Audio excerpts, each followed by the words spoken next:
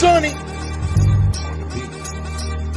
Joey, 500. Got some goats in the building. Get ready for a shakedown. Prepare for a shakedown. We from Philly where they clap like huddles when they break down. Get ready for a shakedown. We underdogs, my guy. Kinda used to all the hate now. Prepare for it, man. Y'all get it. My QB got swag. My wideout is award winning. His fly was fly. Joey and 500. Like and subscribe. Yeah. Here's a quote you can sing back. Shake squad up and don't be a dingbat. It's a shakedown. Don't you frown. It's Here a comes the shakedown. Let's go. Yo, my new King Dig by here. Welcome to the Philly Shakedown post game, an early one today. The Eagles are 4-0, and they exercise their demons, and they cast the demons out, I should say, of the Tampa Bay Buccaneers, and finally beat their ass. What's up, Joey? How are you? I'm feeling good. I'm feeling, the Eagles are 4-0. You got through like the mini gauntlet of a schedule they had in the beginning of the season, and they got the 4-0. That's what we wanted. To some Eagle fans probably in this chat right now, does this feel like the Eagles are 4-0? Does it feel like the Eagles had the best game? Is this their best game to date? Is there differences on maybe things could have changed in that second half?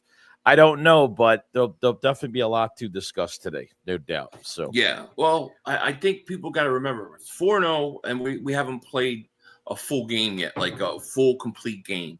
The offense, a bit of two different faces, really. We're going to get into it. We're going to discuss all this stuff, and it should get interesting.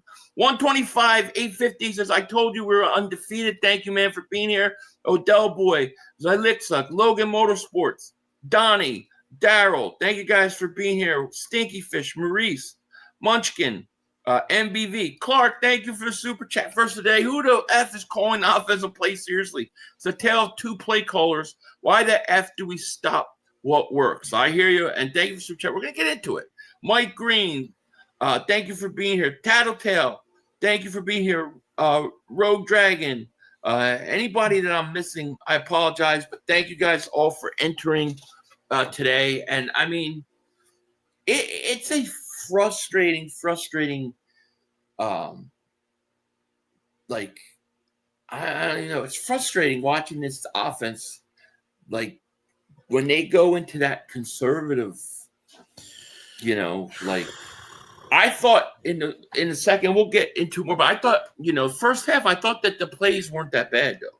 I thought they did a good job. There were a couple things I didn't like, but for the most part, I thought they did a good job. They were passing on first down, and that was important.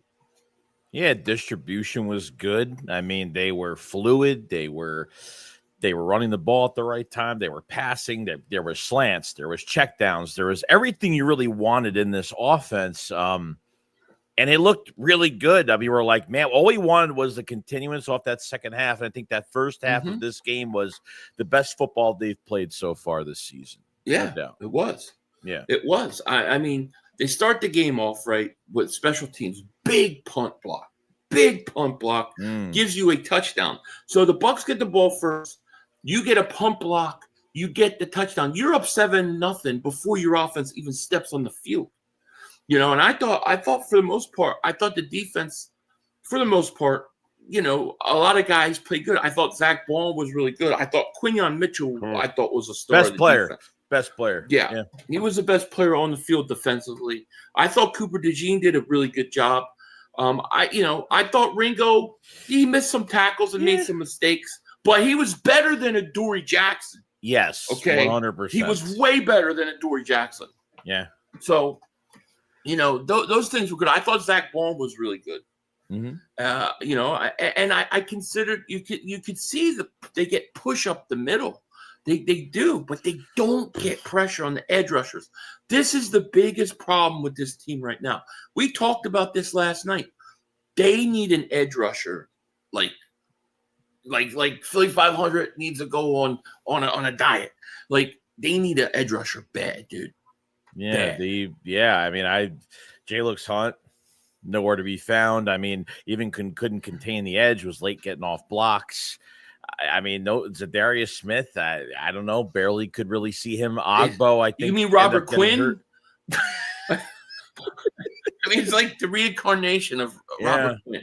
Now, maybe he's still rearing into shape. I don't know. But he was non-existent. The edge rushers are non-existent. And they made Azeez Ojulari another healthy scratch. Yeah, I don't get that either. Yeah. Yeah. Greg Miller says, Cam allowed to block the punt. Yeah, shout out to him. You know? What's the deal with Baker's chocolate? I don't even know what that means, man. You got to explain to me. Because I'm like, what? And Jahad Campbell, I thought was really good. Yeah. 2, forced a fumble, and he gets a big pick in the end zone. Yeah, you can't. Yeah, you can't expect him to cover a running back for that long. With the pressure not being there, and just can't get there. The only sack you had today was Moro Ojomo, and I think Ojomo. I mean, obviously the referees on both sides were horrible. I mean, horrible. I mean, that taunting call on DeJean. Oh man, they need to stop. They need to stop. Yeah, and I think they're picking on the Eagles, dude. Like I think they're out to get, especially Carter. They if anything's close, they're going to call it on Carter. Right. He's got to know that going forward, dude. Yeah, he's got to know that, And so I thought offensively, the first half, I like the way they move the ball. They go down, they get 14 points really quick. And then, the defense was great. And then, you go in a half, you have first of all, that 65-yard field goal. I knew it was going right down the middle. I knew it was going to go right down the middle. Yeah. That always happens to us. But you go in a half with a big lead. And the one thing, I don't know what you guys were talking about in your stream on halftime, but what I was talking about at halftime was that the first drive of the second half is really important. You have to stay aggressive. You have to be aggressive. You have to go down, and you have to score. If you get a touchdown, the game's over. Yeah. Like, you got to go down and score. Yeah, and they come out in the second half, and they run Barkley twice. And at that point, I knew they're going right back into that shell that they've been playing. They for whatever reason they want to play this conservative brand of football. They took their foot off the gas pedal at halftime, and it almost cost them the game, Joey.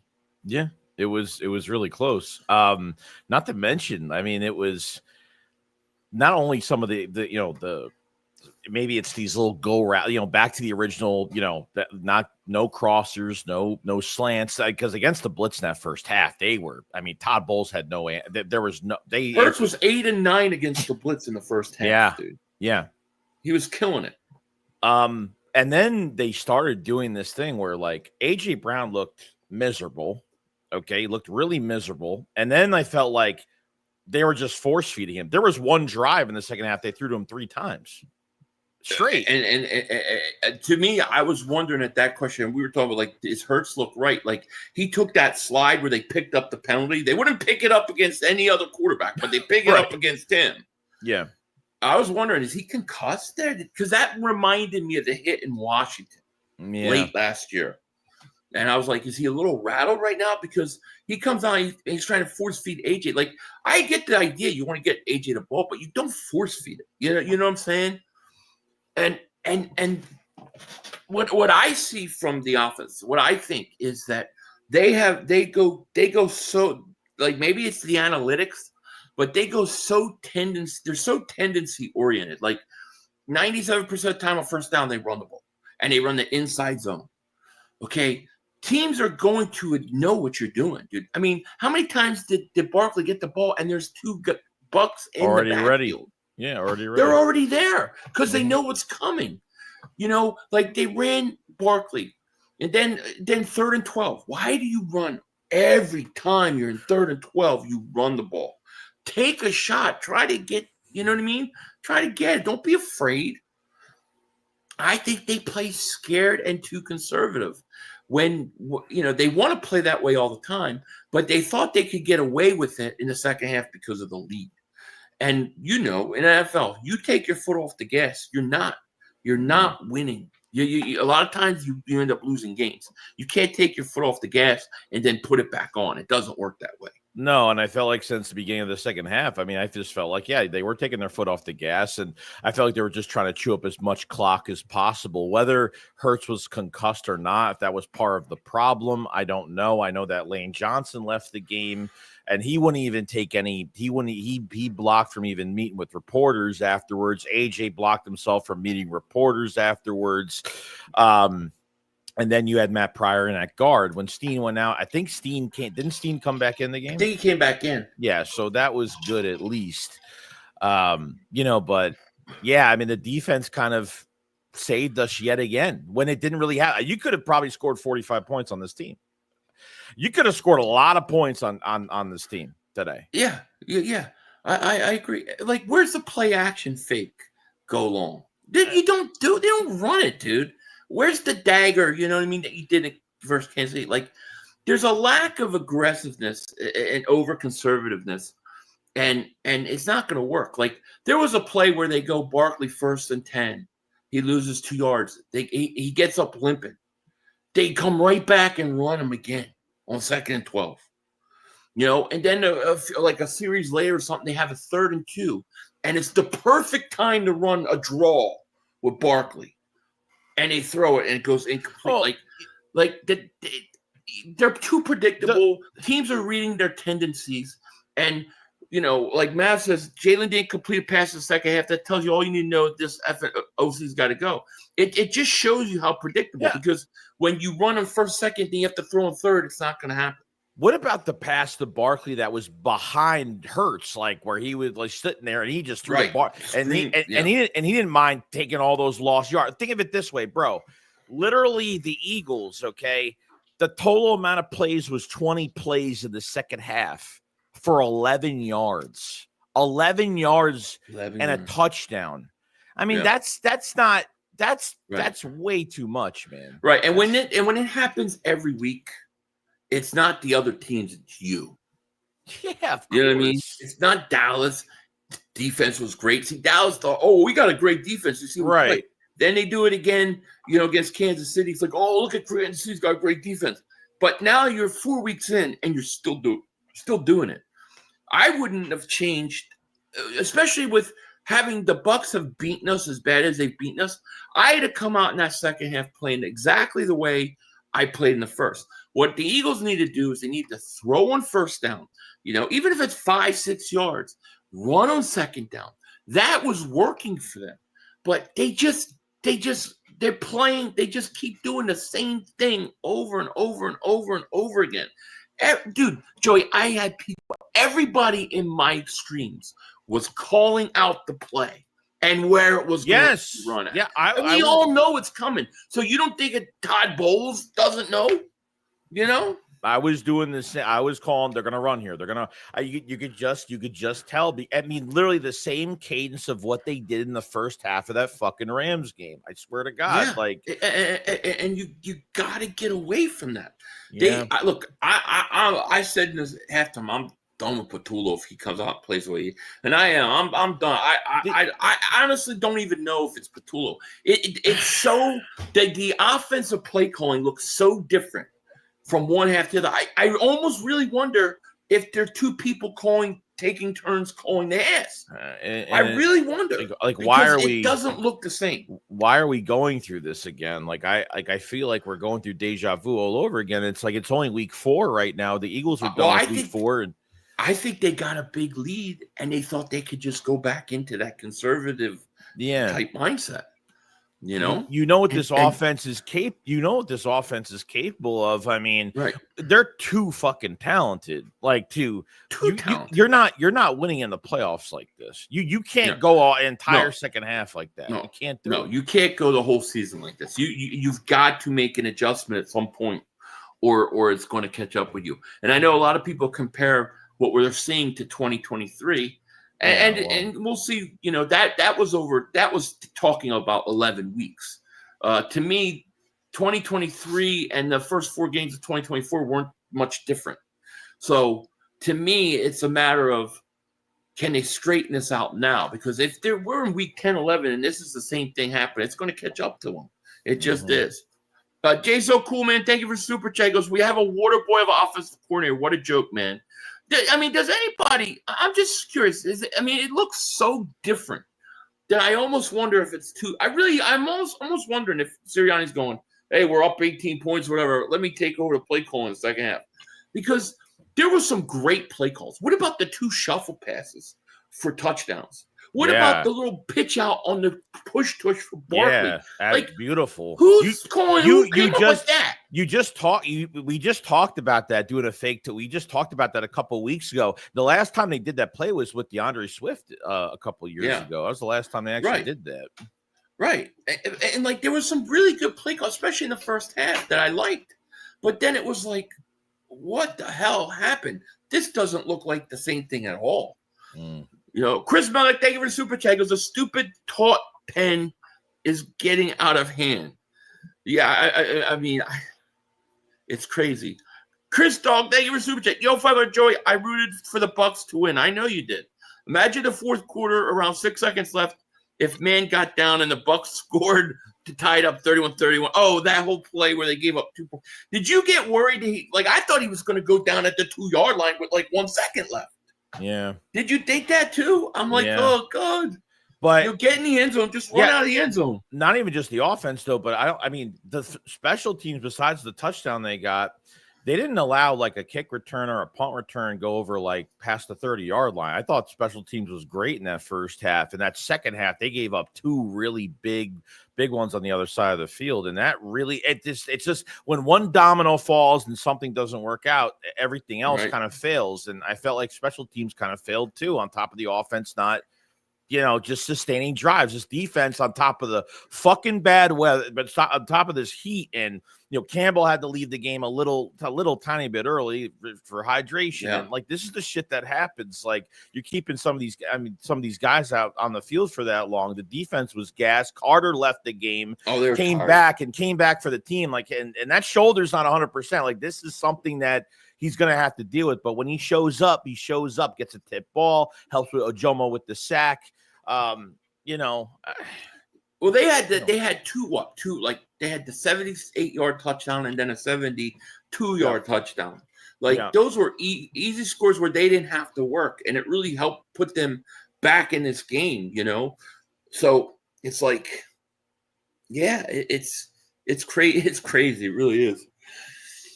I just think there's a lot to worry about. There's a lot to that you have to fix. But at the same time, we gotta keep in context. Context is it's 4 weeks in a season, and they're 4-0, and they beat 2 of the top competitors in the NFC conference, which they now hold tiebreakers, and they just got the monkey off their back. Beating the Buccaneers. They haven't been able to beat this team. This team has beat the shit out of us. How many years, how many times? And we went there and we finally beat them. I think that we got to keep that in mind. Man. Brian says, I think it's Philly Joey. Looks like the head coach all over it. I wonder, man. What is it, Joey? You okay? Yeah, I'm just reading something. From the press conference. No, just from the press conference. No, tell us. Yes.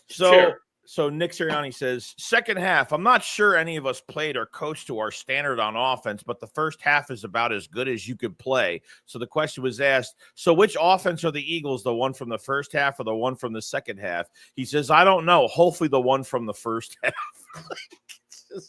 It's just so I have a feeling he called the plays. It just showed. I got a weird feeling.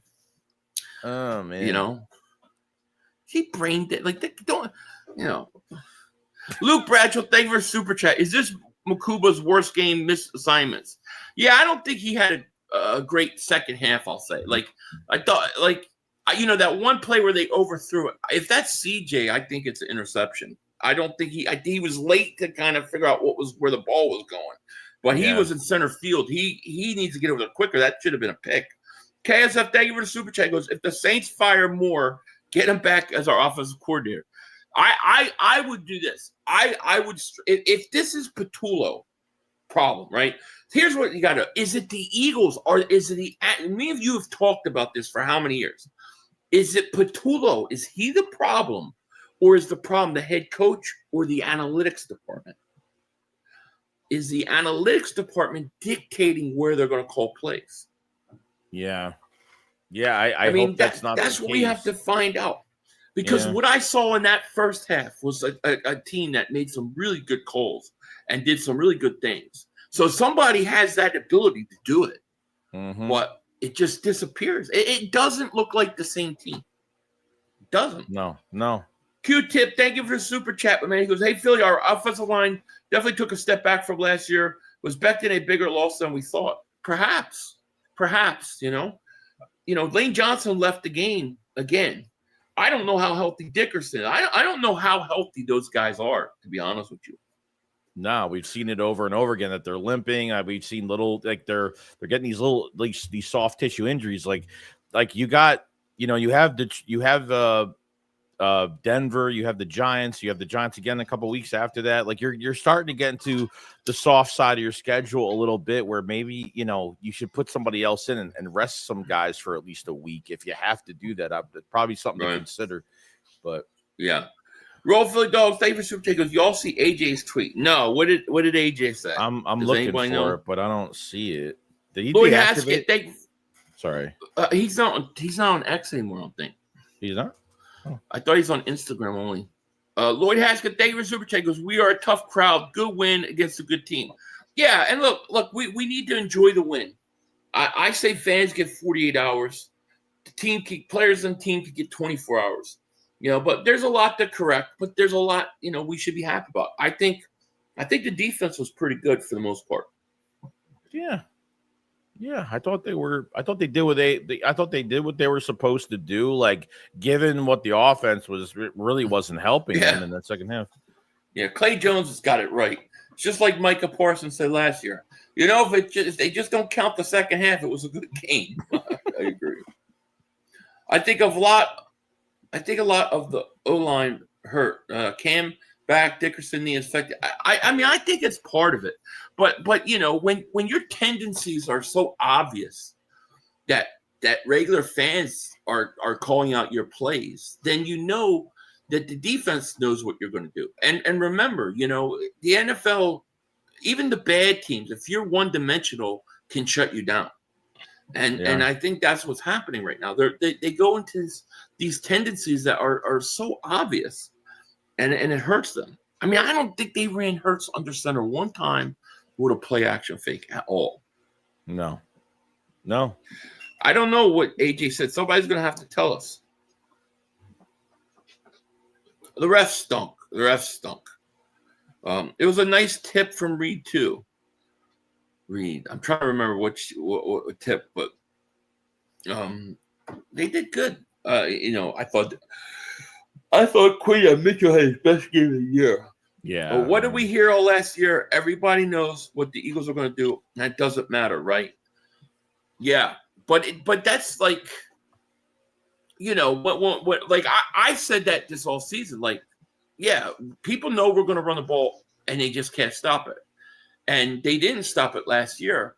However, you still could run the ball, but not do the same tendencies. So what I mean by that is you don't have to run 90%, 7% of the time in the same spot, same inside zone run. Why not pitch it out? Why not run them left? You know what I mean? They don't change anything up. They just run the same damn play. And to me, that's the part that's so frustrating. Yeah. Turns out it does matter. We're too predictable.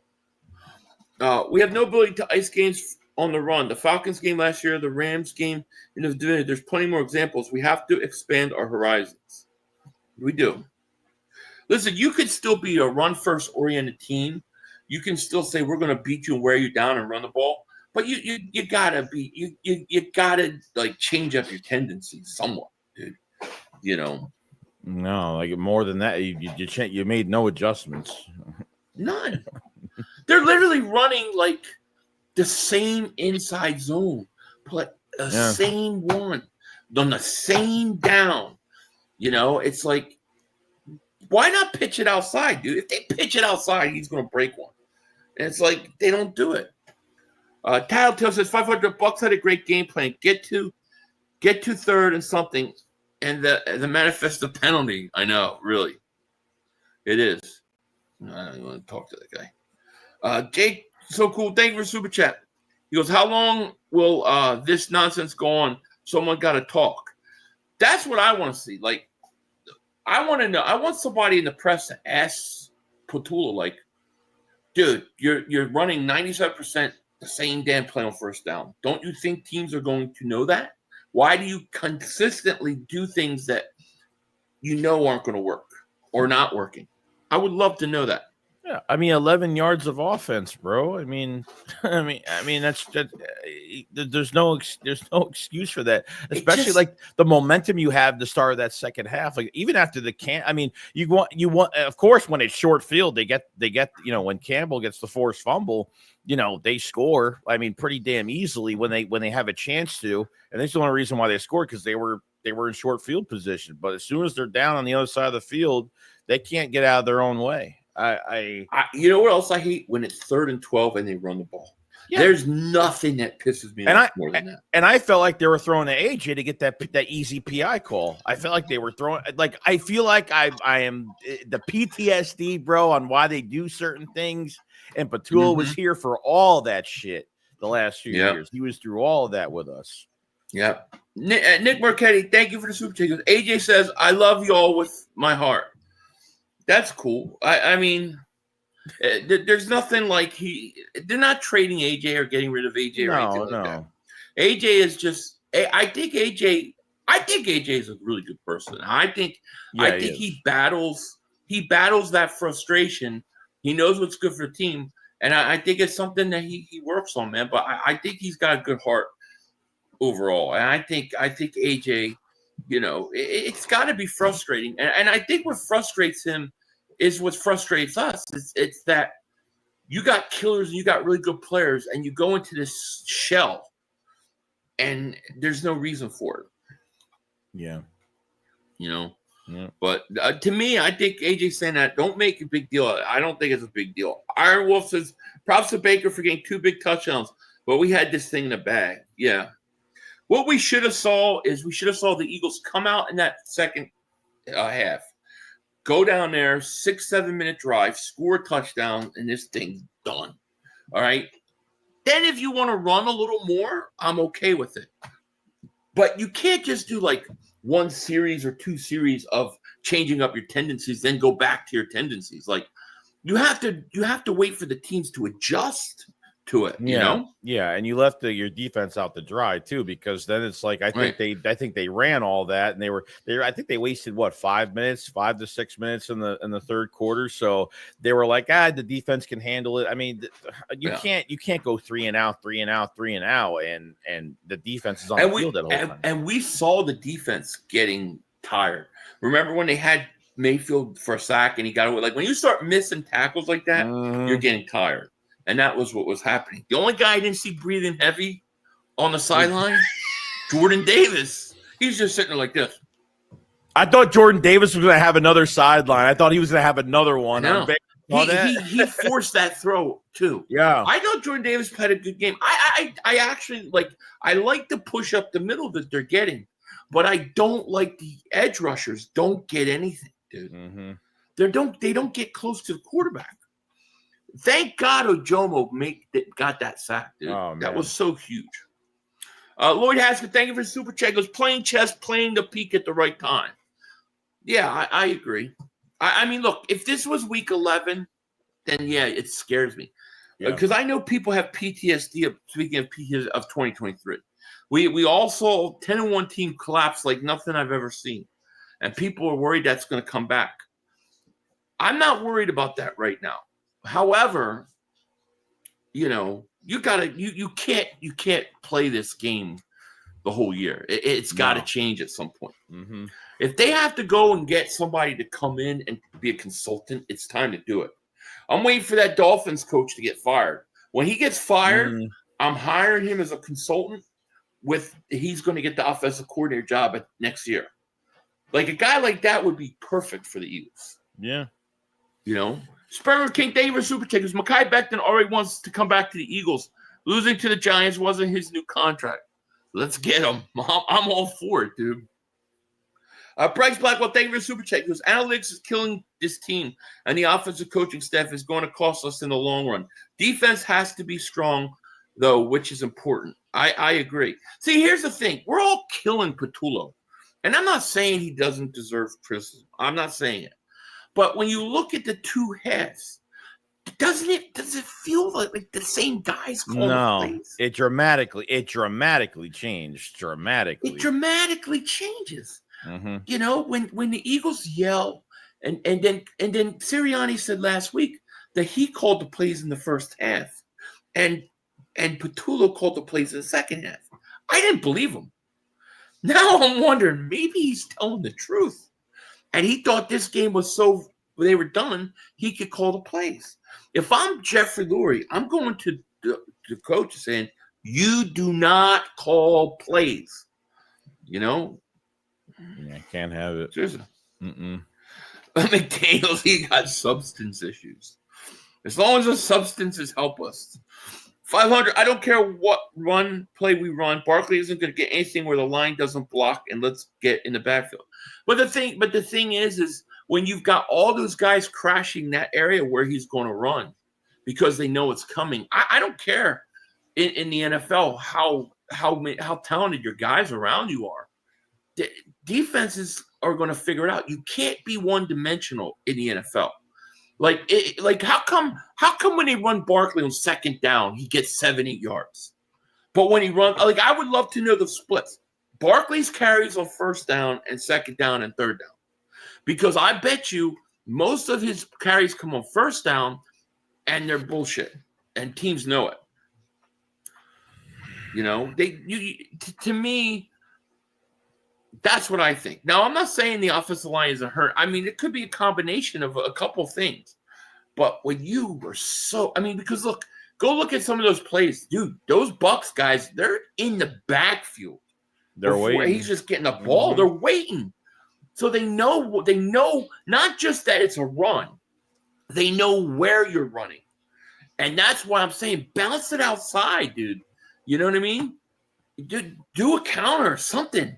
Have they pulled Sam Jurgens one time? No. They don't pull the center guard or anything.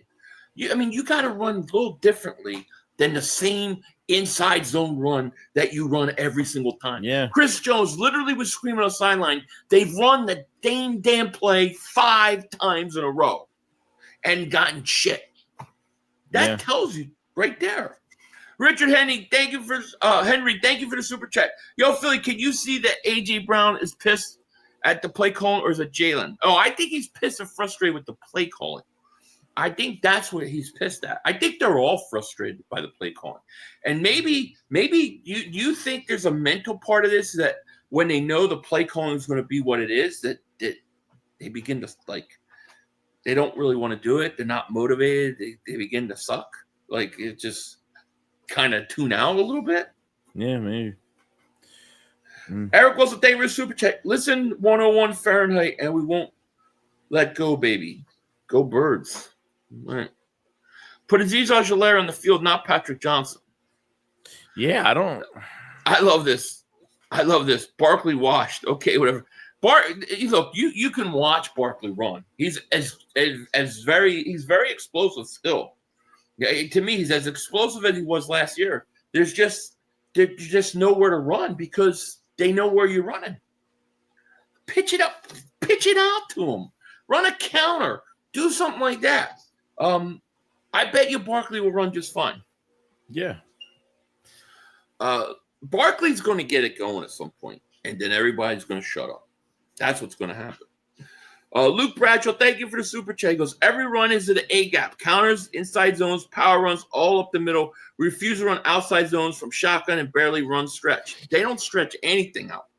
And they can because, especially on first down, like the way they crash the middle, if you pop that outside, dude, you're going to get 5, 6, 7 yards at least.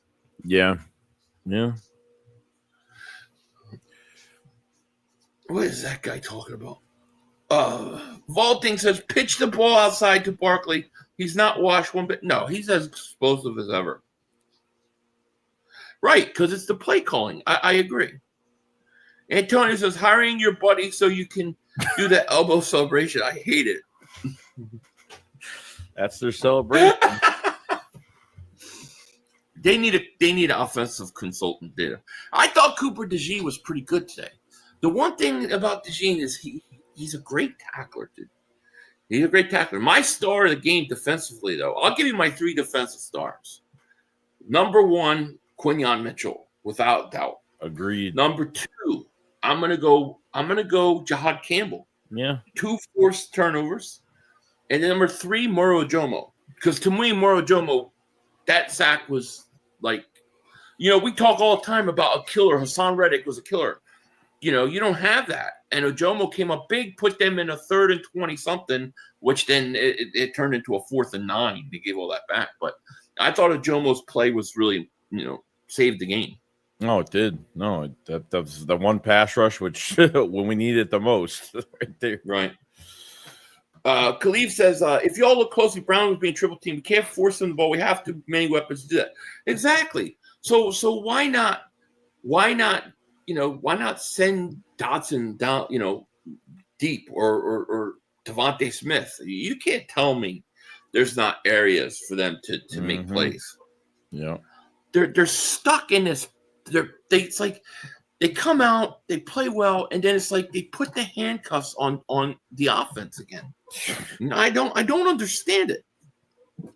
Yeah. If y'all look closely, Brown was being triple teamed. Yeah, I read that one. Yeah. What's up with AJ's tweet? What, that he loves everybody? I think it's AJ. I think it's AJ being positive. I mean, look, I know people want to talk, and Sills wants to do this. We're going to trade AJ. You're not trading AJ Brown or anything like that. It's going nowhere. AJ is fine.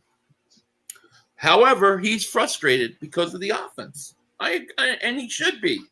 He should be frustrated. And sometimes that's what it takes for, some teams to turn around. Because the more AJ has games like this, the more it's going to leak into, they'll go to the front office, they'll talk to ownership and be like, look, or not even ownership, but the coaches, and be like, we need to fix this. That's what they did at the bye week. We weren't running the ball enough, and we started running the ball, and the defense pushed up, after the bye week. So I think it just comes down to this. But you're not losing games right now, and then when you really start losing, and obviously the Eagles will be due a loss somewhere that there's probably going to be a game on our schedule that we probably should have won, and usually you lose those games sometimes. So yeah, I don't know what's going to happen here, but Yeah, no, I hear you. Talatell says, if I would take away those 270-yarders, that should never have happened, and we held the Bucs to 3 field goals. I bet Siri and I particularly didn't expect our defense to give those up. No, they didn't, and that's why they came out so conservative in the second half. But speaking of losing, I do want to share this with everybody really, really quick. Yeah. So check this out, prediction market. Dive into peer-to-peer plays, create your own odds, and face off with fellow fans for bigger thrills and better payouts through exciting sweepstakes. Legal in 40 states. It's the smartest way to play. Get started now with promo code Philly500 and score up to $200 in ProfitX cash. That's $200 in ProfitX cash. Just use promo code Philly500. Let me know how it goes. You must be of legal age. Void where prohibited. All right. So Joey, we got a game tonight, right? We got a game tonight, a big game. Big game for the Cowboys. Something I'm going to enjoy. I'm sure all of us are going to enjoy. And let me tell you, the easy winner yesterday that we talked about, the over the Bucs Eagles game hit. Well, I got another guaranteed one, pretty guaranteed, I think. Tell me what you think. The game tonight is the over under is 47. I like the over it is because I think the Dallas is going to have to throw the ball, and they're going to score late garbage points probably. I think the Packers are going to score a lot of points. That defense for Dallas stinks, and I like the over in this game too. I think it's a perfect play for anybody to take the 47 to over 47. What you think, man? Yeah, probably agree. I mean, Dallas the cornerbacks aren't playing too good. I think they have the Green Bay's run game. I think this is an all serious game for Micah Parsons. Defense might come up big all game and probably embarrass the Cowboys tonight. So you hopefully, could be right. I'm hopefully, yeah. I like that. I think that's the play. And if you guys want to do that, you go to ProfitX, get $200 profit cash. Just use Philly 500 code or Shake72. Check out the app. It's in the App Store. And you guys, I don't think, will be disappointed one bit. No doubt about it. So shout out to ProfitX for sponsoring today's video. And yeah, now getting back to the birds, man. I mean, I don't know, man. Well, I think right now with the games we have, and listen, you can't take every game lately. I'm not saying that, but like I don't think we got Broncos, we got the Giants, we got Minnesota coming up. But the Eagles should be like 8-0, but before everything's going. Like this little stretch we're coming to me is a stretch to figure this out. This has got to be figured out now. You know what I mean? Yeah, ASAP. We said after week 5, you got to start turning the corner. So it's time. Josh Siegel, thank you for the super chat. Any updates on the rings? I ordered mine September 3rd. They should be coming to you soon. There was a bunch of pre-orders. They didn't tell us exactly what dates, right? They didn't give us a date on the shipping, but right. No, it should be coming soon. I know people are getting them. They're rolling. They're coming out. They're coming out right now. Yeah, people have told me. Yeah, it's just hang in there because there was a lot. I mean, they had a lot of words. Damn, I wish we knew that beforehand. But yeah, so let me know if you don't hear from some within the next week. If you don't hear something, let me know and I'll try to help you best I can. Nick Marchetti, thank you for super chat. Check X. I tag you both on AJ's cryptic tweet. Let me see. I don't have access to X on my computer right this second.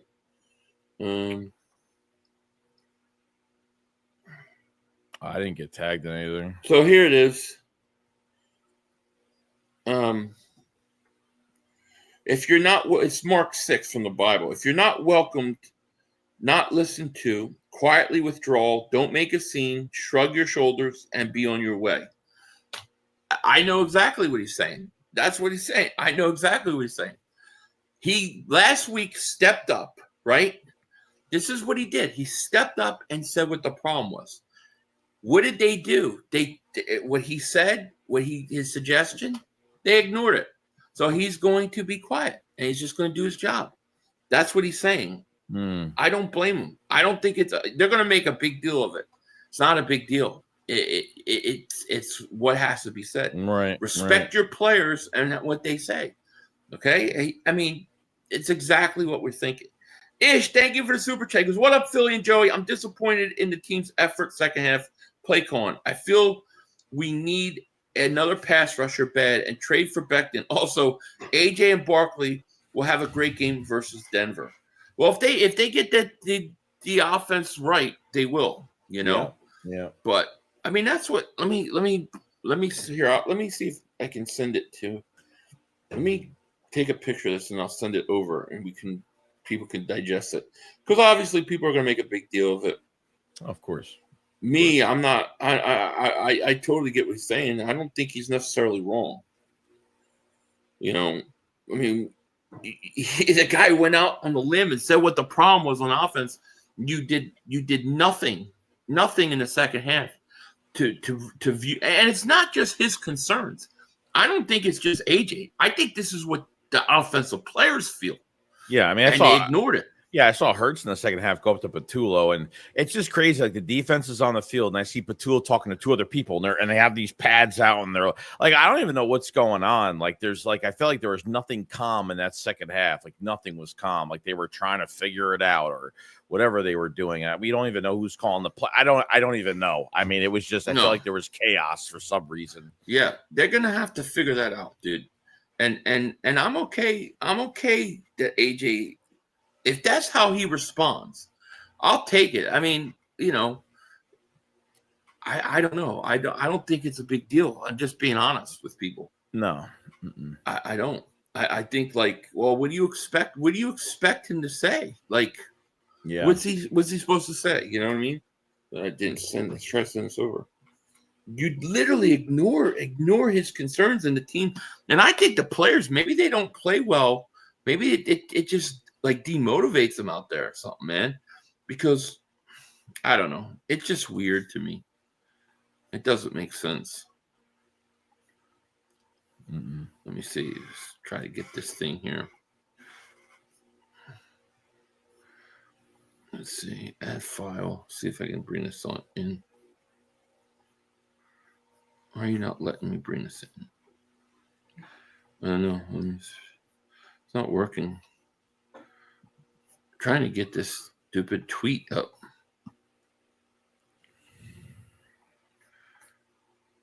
Okay. It's acting weird. I swear, man. I don't understand. I can't get it right this second, but yeah, that's all right. I'll keep trying.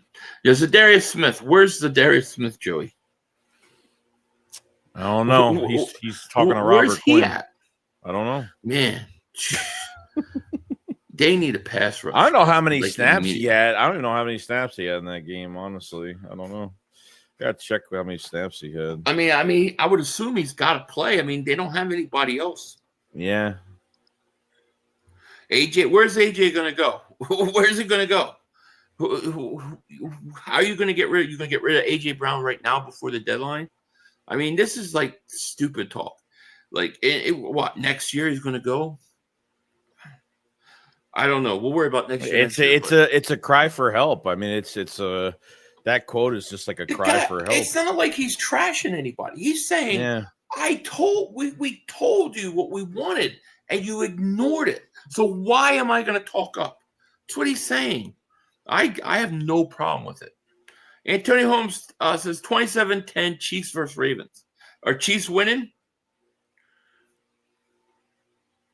Once AJ and Barkley turn it on, the offense will be lights out. Yeah, just got to make the adjustments. AJ trade talk. It's not possible. Like, I don't even think it's possible right now with the I don't think you can trade him even if you wanted to right now because of whatchamacallit. You know what I'm saying? Because of his dead money. No, stuff. it would ruin the locker room. You would affect the locker room entirely if you did that. I mean, that would kill the locker room. Exactly. Kill your season. No, exactly. No, that's the truth. So it's not going to happen. You know, let's just be honest. But we'll see. We'll see how it goes. Yeah. Yeah, crazy game. Let me see here. Where are we at? Christopher, thank you for the super chat. He goes, KP and Nick are running this offense, and it's not sustainable. I agree. Like, but I got to tell you, I just don't understand how you can look completely different. Like, how do you just, like, go into that conservative type offense? I don't get it. Philly, we need to get C.J. Gardner-Johnson and Sue. Then trade a pass rusher. If we beat the Broncos and have a bad record, they have some great pass rushers. And get Nick Bonito. He's on a rookie deal. I don't know. I don't think the Denver's looking to trade anybody. So I don't think it's going to happen. But, I mean, I think we'll beat them. But, you know. Kevin Patullo did a great job getting Dallas involved today. Tampa's corners are exceptional. AJ will get his without a shadow. They were ranked like 22nd in pass defense. Yeah. I don't think they were that great. I don't think they were like, oh, we're going to shut down AJ Brown. The Eagles, AJ Brown didn't get shut down because Tampa. He got shut down because the offensive coordinator or whoever's calling those plays is taking him out of the game. In that first half, it just opened up. I mean, even if he's playing decoy role in that first half, it opened up for everybody. Like Dallas Goedert never touched the ball in the second half. Devontae Smith, I don't even know if he touched the ball in the second. It's in the second half. No, nobody touched the ball in the second half. Yeah, that's what it comes down to. Like, yeah. The question we got to ask, and the question to me, the two questions that need to be asked this week is who called the plays in the second half and the first half, and also why do you keep doing what your tendencies are tipping off the other teams of? If you run the ball 90% of the time on first down, why do you continue to do it when teams know you're going to do it? Like, I want to know, because I have a strange feeling that they're using analytics to call these plays, dude. Yeah. I do. Richard Henry, thank you for super chat. He goes, is Sirianni a better play caller than Patullo? They just need another player intervention breakthrough, someone thickhead. I don't think he's a better caller than Patullo. Yeah. I honestly don't. I don't think Sirianni, the one thing we've learned with Nick over the course of 4 or 5 years, he doesn't call plays well. He shouldn't be calling plays. He should be just being the head coach. Yeah. And would you consider a consultant right now? Like, is there somebody out there? If there is, would you bring him in as a consultant to help out the offense? Yeah, but I mean, you could have played this conservative role like middle of the fourth quarter or something like that. Like, I don't know why they strayed away. I think they have the recipe, but I don't know why they strayed away from what they did in that first half so much. It completely separated themselves from it and expected to just waste as much time in the as possible in the second half just because they had a big lead in this game. I mean, as soon as that first series happened, I was like, oh no, there's no way this is going to continue like this, right? Like there's no way. But yeah, exactly. Yeah. AJ posted cryptic tweets. Yeah, I don't think it's that cryptic. I think it's pretty self-explanatory. He spoke up last week. They all did. And what happened? They basically ignored what the players had to say. That's how those players are looking at it. For those who are asking, I do got it now. So here is the cryptic tweet. This is what he posted. Mark 6, quote, if you're not welcomed, not listened to, quietly withdraw. Don't make a scene, shrug your shoulders, and be on your way. What he's saying is I'm not going to cause drama or problems for the team, but don't expect me to be speaking up again. That's what he's saying. I'm not causing problems. I'm going to be quiet. I'm going to do what I got to do, and I'm going to withdraw. I'm not going to say anything again. Yeah. At this point, it's like let someone else complain about what's going on, what needs to be fixed. Because if he does it, it's going to explode. It's going to explode all over the place. The media to eat it up that he's complaining about not getting the ball. If he complains about that, the offense needs to get better. It's about him not getting the ball, right? And that's what it is, right? So Mal says, "Why do you even put it up, Philly? You're just stirring the pot. Shit is lame." No, we're grown adults here. Yeah. Were we going to avoid topics because we don't want to stir the pot? You gotta be able to take what's going on and take reality. This idea that you gotta only tell me good things and happy things all the time and everything, that's not life. That's not life. And you might look at that negatively. I don't look at what he's saying there negative at all. Yeah. I don't see it negative. You do. I don't. I see what he's saying is, I'm going to do my job. I'm going to work hard. I'm going to do what is expected of me. I'm not going to cause problems, but don't expect me to speak up and give my opinions anymore. That is not a problem. That is a guy that is going to do what he's got to do. I mean, just getting a reaction from a player is a positive thing. This isn't a negative thing. Like that, players will start to. It won't just be him that says something. Sooner or later, behind the scenes, things are going to happen if this continues, because it's going to result. You play like this in the second half, it's going to result in a loss at some point, and then that's when they're going to be like, oh shit, we need to, I don't know why they have to hit the reset button every fucking year, because this is just getting annoying at this point. Like, why not learn the first couple times you did this shit, and right? It's just yeah. Jose Davis super chat. Can't win Super Bowl with a lame, incompetent offensive coordinator. I agree. That's true. I agree, and they're going to have to figure that out. There's no doubt about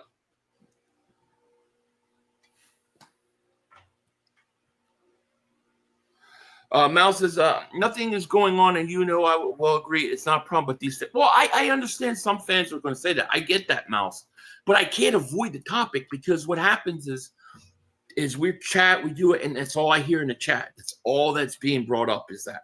So to me, I look at it like, get it, like, address it.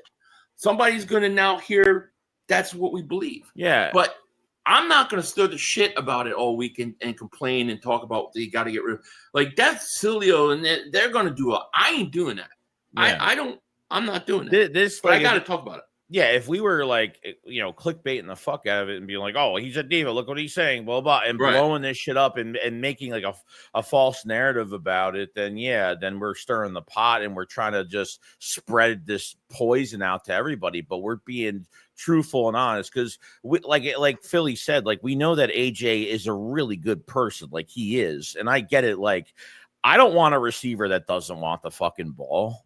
Like, I want a receiver that wants that ball all the time. And I get it. He feels like he could help more, but if he feels like nothing is going to change, he said his piece maybe at some point about this offense, and, that things need to change, and he's just not going to say anything anymore. And he's just going to stay out of it. And he's going to, whatever happens, like, it's gotta evolve other players. It's gotta revolve around other people that go up to the coaching staff, and not him. He can't be the only one that talks about this. 2 years ago, he spoke up and they ignored him. People forget that. He spoke up for that team and stuff, what was going on when they were having that collapse. And people were so trying to like go after him, and instead of listening to what he said. And I remember did a video saying AJ Brown's a leader because of what he said. And like, I forget what exactly it was, but it was basically telling the truth about what was going on with the team and what they need to do. He said the same thing last week. We need killers. Well, we have killers. He's basically saying the offense is too conservative and it's not fitting what those players are doing. I don't think AJ Brown's the only one that is saying it. I think Jalen feels that way. I think Saquon feels that way. I think they all feel that way. The question is why did they revert back into that second half mentality? Was it because they were up big and they hadn't been up big all year and they didn't know how to react to it? I don't know, but they should never do that. No, you can't play it safe. I mean, look, you can't. No. You go into both your Super Bowls that you won being aggressive. You can't just take a whole entire second half and just shell yourself up and just be like, we're just going to conserve the time. And I mean, come on now. Yeah. Now Bradley says, so what does Nick do? Does he help? He doesn't help the offense. He has nothing to do with the defense. He's a glorified cheerleader. Well, I mean, there's a lot of coaches. There's a lot of coaches like that aren't calling the plays. Dan Campbell. They're controlling things, everything else around. So it's natural. It happens. Sirianni's a tone setter. He's a culture setter. That's what he is. He's not here for the X's and O's. Like, he was here to change the culture. It starts with him, and then it goes to the leadership of the players, the leadership council, and then. And then the coordinators are coordinators, whether we agree that we're not a fan of them hiring in-house, we'd rather every time we hire somebody outside the box, it seems like there's more success in that area. Do you remember last year, though, after the Tampa game when we got blown out? Do you remember, like, when they came back, and I think they played Cleveland? I remember us talking, being like, that offense looked completely different. And we were asking, what's his face calling the offensive coordinator now calling the plays, because it looked a lot different. I really wonder if there's two people calling plays here, And Mal says, I'm also frustrated that he's not getting fed Petula's causing a civil war. We are finished. I understand your frustrations. I get it, Mouse. We're all frustrated, But we got to be able to talk about good or bad. In AJ Brown's case, the problem is that when he goes on the field, okay, and he's getting paid a lot of money, so when his stats go down and he doesn't make any catches for a game, he doesn't want to be blamed by the coaching staff or the front office that he's just not doing enough for this team. And there's a lot more behind the scenes of this, obviously, from this game we just watched. So he feels like he has to say something on social media because he knows and wants us to know that he is trying his best when he's out there in the given situation that he's put in. So it's a mix of a lot of things, but if he doesn't say anything, then people think he doesn't care. And if he does say something, people still, then people think he's a diva. It's a no-win situation for him. No-win situation. Right. But what he's saying is I'm going to do my job and I'm not going to cause a problem. He's letting us know there's no problems from him, but don't expect him to speak up because what he said when it felt ignored. See, to me that shows you as a team player, but it shows you that if you're the coordinator, coaches, you need to look at yourself and say, do our players feel we're not listening to them? Because we've had success when we've listened to our players. You know what I'm saying? Remember 2017, we win a Super Bowl. What did they do? They go to Doug and say, we got to run the ball. What did they do last year during a bye week? Right? They went to Nick Sirianni, the offensive line. So, they've got to listen to the players. Players, they know what's up. Because realistically, it's you lose the locker room, your season's done. You lose the locker room, it's over. Right. Once you have one player that just loses faith, and then it spreads throughout your roster like cancer. And then once that cancer spreads, you're done. Like your season's over at this point. Right. But like I said, this is not 2023. This is only 4 weeks in. Okay. 4 weeks. 4 weeks last year, we were 2-2, and we had an offense that, besides a few plays here and there, didn't really do much either. Yeah. So, we got to wait and see. If they played that second half of this game, like if they did this for 3-4 straight weeks, like they're not. That's even worse. Then you'd still say, "Oh, let's give it more time." But if there wasn't even any type of shown positivity, then we'd have to worry a little too much. But if this go ahead. No, I was just saying, if this week 10, 11, 12, 13, dude, then I worry. 23, you couldn't play call offensively. You had Sean Desai that just didn't use specific players, just didn't know how to run the defense, which is the worst thing you could do, because then Patricia comes in and then does things with that defense that, communicate. The back end communication was messed up. They're putting Bradbury on a fucking island in that Seattle game. Like what are you doing, bro? So, and they just lost their mojo. Like they just completely, like that 49ers game was their fucking funeral. I mean, they dug the hole, they put us in the hole, and they buried us alive, and we couldn't get, and we had time. Remember the one thing I said after that 49ers game, before that wild card game, I said, look, we have time to fix this. We have weeks to fix this. But we were done. I mean, mentally, we were done. I mean, it was over before it started. We knew when they were playing like the Giants, losing the Giants. Like, it was. They were out. They quit, and they didn't have the coaches to respond, especially defensively. I don't believe this team is that team, but I do believe that winning the way they've been winning is unsustainable. You've got to make the adjustments. Andrew says, seriously, we are 4-0, and we just watched the media darling Chargers and their MVP Herbert stink it up to the versus Vikings versus the Giants. Yeah, it's true. It's true. We're 4-0, man. We're undefeated. Mm-hmm. We're 2-0 against two of the top 5 teams in the NFC conference. Washington lost today, right? So Washington lost. Now, they're 2 games behind us. I mean, look, everything isn't perfect, but everything isn't that bad either. No, I mean, you just went through a gauntlet of this is what we were afraid about at the beginning of the season. Like you're going, KC, the Rams, and now Tampa Bay. I mean, that's I mean, for a team that for a brand new coordinator, a starters that haven't played with each other, that didn't play in preseason, haven't played a full game in months, and I mean, how much talent you have.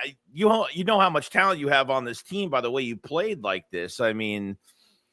Right. I just don't want this to be a continuance of the talent is getting us just walking by teams by an inch, and we're taking our foot off their necks in the second half, and it's a completely opposite of what happened last week. Right. It's pretty much what that is. Yeah. So, and listen, we did see a good half of football. Yes. In offensively, we saw plays that were like, oh, that's a good call. That's a good call. Mm-hmm. So we know it's there. They just got to get consistent with it. That's what I think. We're going to be okay. Tattle tells us 500. You think we're 0-4 on how the chat is where the energy for the win. Spend time overthinking about the stupid AJ tweet and talk nothing about how great our red zone defense off is. Yeah, well, let's talk about the red zone defense. I mean, you take those big plays away. They were stopping them with field goals, really, right? You take those two plays away. The refs held them with 2 field goals. The refs helped them with 2 field goals. Well, yeah, they got 6 points off of in the first half because of the penalties. They had the personal foul on DeJean, and then the same drive, another personal foul on Q. So, and that was a stupid taunting call, right, which was ridiculous. Right. And then Jahad Campbell, what about the pick in the end zone? I mean, that's clutch, dude. So, yeah, the defense did get tired and miss tackles in the fourth quarter. But for the most part, I thought the defense was really good, dude. We just gotta figure out that edge rusher spot. But we will be okay. We'll be good. Refs were bad today. Defense is nasty. Coop, best tackle cornerback in the league. He is. That's why they don't want him on the outside, Joey. They want him in the middle because he's tackled. And when they started moving the rookie, Tampa started moving the rookie on the inside, and then DeJean had coverage on that. Like I'm telling, like that's why DeJean has to stay on the inside for those reasons, because they think they can move it. Let's move him. We got to get him off quick. I mean, I don't know why they weren't. I don't know why they were attacking Quinion like they were, and I'm glad. Like I didn't care about Quinion going up to Tristan Wirth and going in his face and Baker. I didn't even really care about that because it was like that was just disrespect throwing his way that many times and not Ringo as many times. So, Pino Holmes says, Philly, I think the problem is nobody's telling Patullo about himself, what it seems like. Yeah, I agree. That's why I want questions, We need a pass rusher as soon as possible to bring in someone to help the offensive coordinator out because it's going this way. He's going to lose guys in the locker room. Yeah, I agree. I think a consultant would help a lot offensive coordinator-wise. You can't change the coordinator this time of year, but you can get consultant help. Antonio Holmes says KC 30, Ravens 13. Wow. Well, I mean, look, I know that people think the Chiefs are done. I never thought the Chiefs were done. Yeah, that's my cat meowing. I don't know.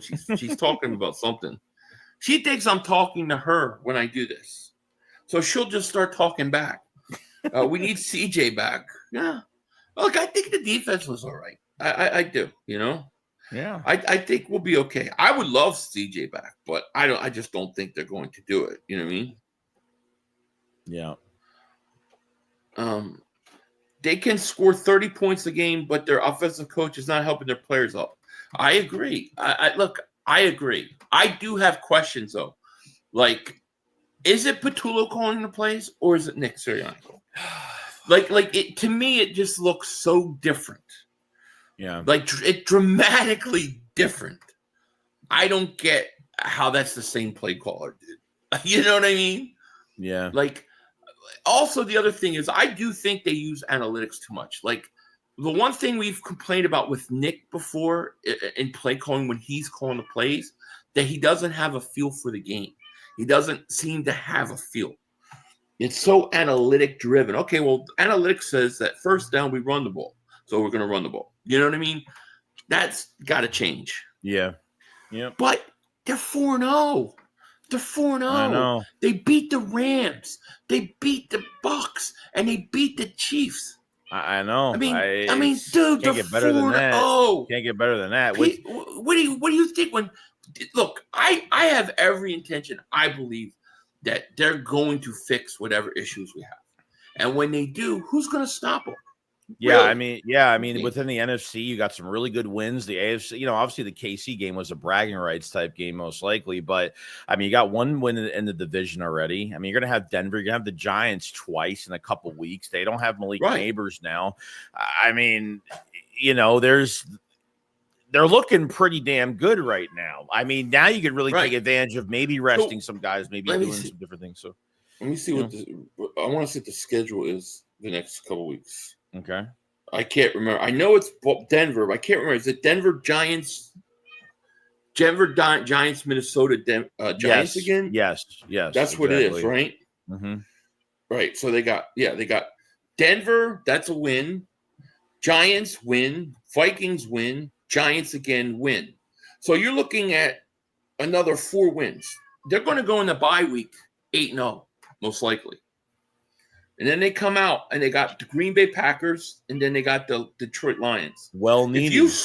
If you split with those 2 teams, mm-hmm. you're 3-1 in the conference now. Of the big teams, top 5 teams in the conference, you're most likely going to end up with home field advantage throughout the playoffs. Yeah. So the stretch that they had right now is one of the hardest stretches of the year. It's gonna loosen up for them over the next few weeks.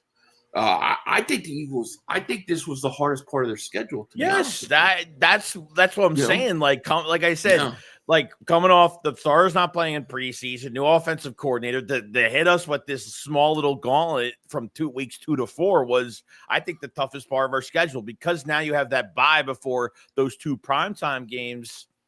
Right. I think you get Nolan Smith back at that point. You don't know what's going to happen with the Kobe Dean, depending on injuries and what's going to happen.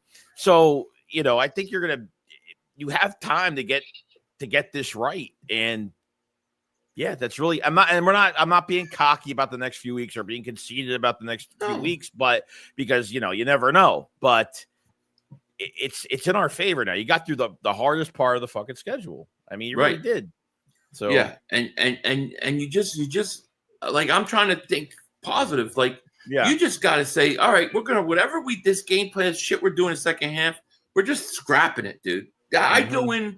I would go in Tuesday when they all meet up again, and I'd say, listen, and have AJ Brown and everybody say, what we did in the second half, we're scrapping that. Forget that. We aren't doing anything like that anymore. Okay. Unless there's 4 minutes left in the fourth quarter and we're up 40, that we're scrapping that. We're going to do what we did and be more like we did in the first half. I think it'll be okay. Brandon, thank you for super chat. He goes, good game besides the missed pick from Makumba. Jihad being a DB and Patula blowing second half prevented this from being a blowout. Go Phillies. World Series champs. Let's get it. Let's get CJ. I love that. I love that. That one play where they go long and he overthrows the receiver. Makumba was late to read where that was going right there, and get across the field. If that's CJ Gardner-Johnson's a pick, it's an interception. And I don't blame Makumba. Like, I think that's part of learning. Yeah, and play. Yeah, and I think, like I said, and I think part of that too is we wanted that push of pressure a little bit, and that's because I could screw up the timing on some of these throws, and it worked. Like, there was some pressure where you're not touching Baker, but some of these throws are not timed right, and you can, it's kind of a win for the defensive line in a lot of ways. So what did you think about the friggin' all the unnecessary roughnesses on Mayfield? I don't know, man. I didn't think they were good. No, I mean, look, I understand you can't touch a QB from his neck up. Like, I get it, but it's like, what? It's not like you're throwing somebody to the ground. Like, you're not twisting someone's head, breaking his neck or on a tackle or anything like that. I think it was too much. I mean, the taunting, number 15 on after the taunting from DeJean, the number 15 receiver from Tampa yelled in Bond's face after the play. Right. Nothing. Yeah. No flag. Nothing. And what about when they sacked Hurts a couple times? They were over him celebrating. No call. It's like and the Eagles keep fucking winning. Like that's and they keep like, winning. It's gotta piss the NFL. I could see like in this dark room, with a mustache is the commissioner. Like Joe Bland, like whatever, Joe Blandino, whatever his fucking name is, like the Eagles didn't even run a tush push yet, and he's talking about the fucking tush push. No, complaining about it. We even run it. They have to keep it relevant. They have to piss everybody off. They have to get votes around the league. They didn't even run it. And then one time they run it, they fake it. You know? I have no idea. Here, wait. Hold on 1 second. Joey, talk for me. I just got to use my. It might be in here. It should be in here. Use mine. All right. Get a bunch. Sorry. Fabio, thank you for super chat. Wide receiver routes are bad and schemes for running back is bad. I hear you. The scheme, dude, I'm telling you, I've watched running backs a long time, and I can tell when a guy don't have it anymore or he looks slow. That is not Barkley. Barkley is not Barkley.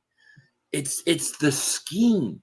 The NFL, I don't care if you're the worst defense, right? And I've been saying this since Wentz was there. And I used to have a problem with the way that I thought they played Wentz with no weapons and stuff like that. But if you're one-dimensional, and I don't care where it is, I mean, if you're one-dimensional, I mean like to the point where they know where you're going to run when you run it. You could pitch it outside, do all different things, and it'll work. But when they know you're going to run to a specific place on a specific down, I don't care if it's the worst defense in the NFL. They're still professional players. They are going to shut you down. How many times have we talked about you've got to make a defense play every inch of the field? Yeah. Every inch of the field. If you throw the ball all the time and you just run short passes, eventually they come and they cover your short passing game and challenge you to throw deep. Mm-hmm. So it's the same thing with the run. Barkley can run the ball. You could pitch it outside. They could run a counter. They could pull the guard or the center. Yeah. And he's probably going to go for 40 yards. Okay, some of these plays, if you watch how they crash the gap, if they just pitch it out to him, he gets around the edge, he's gone. True. So I think that's the biggest problem, and it's hurting Barkley. They literally ran him on first down, and he hurt his ankle, it looked like. Gets up and limps, and they run him again on second down. What are you doing? You know? Chris Kaufman, thank you for the super chat. He goes, it's looking good. The Commanders lost 2. Did it work? Okay. What do you mean it didn't work? Okay, hold on. Sorry, Jay. Talk for them 1 second. There you go. Doing something. Let's see here. Sorry, guys. I got to take this. No, you're good. Go ahead. Yeah, dude, gotta give it a few more weeks. If you're going to go into these games like the way you did today, and like I said, and like we said, I think it's just going to take a little bit more time. As much as, and trust me, like how I felt right after that game was completely like, I think I've calmed down a little bit because I have to look at the bigger picture that it is still week 4. Okay. That we're going on to week 5. And we're hoping the game plans change, but I think it's going to take more than, and trust me, it won't be A.J. Brown. It's going to take the whole team. It's going to take a loss. I mean, I don't know what it's going to take, but we're going to see what happens, though. You will see what happens.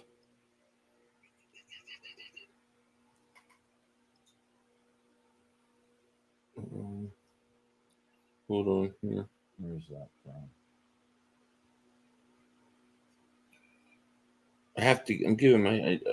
My wife needs a passcode for something. No, you're good. You're good. It's not working on her phone. Like I have to do it on mine.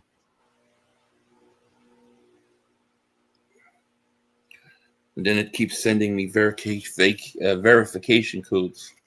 So I'm like having to do that. Chris Kaufman, thank you for super chat. He goes, it's looking good. The Commanders lost 2. Yeah, they did. And that was a great thing. Okay, hold on. I'm almost done. Yeah, the Giants won against the 3-0 Chargers. That should be here. Get it tomorrow. She's in. All right, sorry about that. No, you're good. 500. By the way, the Mets missed the playoffs. We know that we have the plays. It worked well in the second half versus Rams and the first half today, so it's there. Yeah, I mean, look, in the first half, they did a lot that I liked. It's just that in the second half, it was like, I really feel like they caught them. Like, I really feel like it was because they were up by so much. What happened? Oh. All that for nothing. Model. We all know we have. Yeah, I agree with you, with Doctor. I agree with Dr. Andrew right there. I do. It was 24-3. I thought we would blow them out. Yeah. Yeah, and I think Nick Sirianni said, "Nah, this game's over. I'm over. We could start running the clock out in the second half." Listen, they've made that mistake before. Do you remember how many times games where we would have big leads, especially with 2022, right? The year we go to the Super Bowl. And lose. Remember how many times we were up big and then teams started coming back, and the big argument was the Eagles don't know how to close teams out. They don't know how to close teams out. I think there was some shades of that, dude. I do. Listen, there's reasons to be concerned. The way they're winning is not sustainable if you're not playing 60 minutes of football long term. But at the same time, it's still only 4 weeks in. There's time to fix it, and you're 4-0. Yeah. That's how I look at it. Yeah. Unstable Eric says, this ain't conservative play calling. Patullo flat out cannot call NFL offense. Again, shame on him because he's been building 5 years and still don't know basic shit. Get him help. Let me ask you, Unstable Eric. Thank you for the super chat. Did you think the first half, the play calling was good? Did you think the second half of the Rams game, the play calling was good? Because what I'm saying is whoever called those plays and had that design plan, if you thought it was good, they showed they could do it. Question is why did they revert back to the other way? That we don't know. That I don't know. No. I'm really, I swear, I'm suspicious that that's not even Patullo calling the plays in that second half, and he's getting the blame for it. I don't want this to be scapegoat season. I know, but I'm just saying, dude. Because it's just not the same offense. It's not the same calls. In 23, the way we found out about Nick having control of the offense was when Dave Spadaro was getting questions, was doing like a thing from Eagle fans. Right. Someone asked him how does Nick have control of the offense? He's like, oh yeah, he does. And Brian Johnson kind of piggybacks off of the idea, and I'm like, what? I'm like, now the truth comes out. Right. We've seen this rodeo before. That's what I'm saying. My point. Dude. But will they learn from their fucking mistakes? That's the next question. I don't know. Well, and I think they will. But I wouldn't be surprised if Flory goes to him and be like, stop calling plays, dude. All right. But yeah, no, it's true. Head coach isn't calling plays. I don't know, fan of Eli. I don't know. I mean, I'm not saying I can tell you 100% proof, but I will throw this as an argument to think about. Last week, when asked who called the plays in the first half, Nick Sirianni said it was him. And then he said that Patullo called the plays in the second half. I thought he was lying and just protecting his guy. Now, I really have to wonder.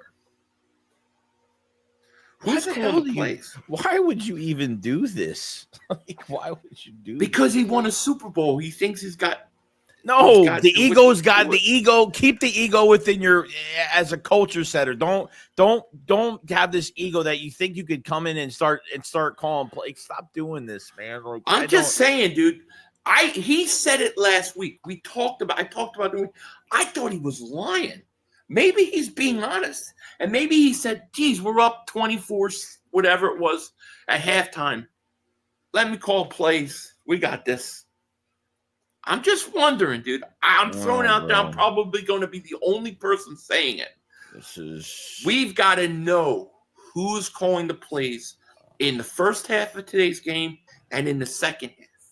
They got to figure out. We need to know because it doesn't look the same guy. No, unless they just thought it. Unless Patullo thought it was just a good idea. I don't know, because it's not the first time. It's not even the first time that plays have been taken away from Nick. I mean, even when Shane Steichen was here, Nick was calling the plays, and and within like 4 or 5 weeks, he had to give the play calling over to Shane. So it's just.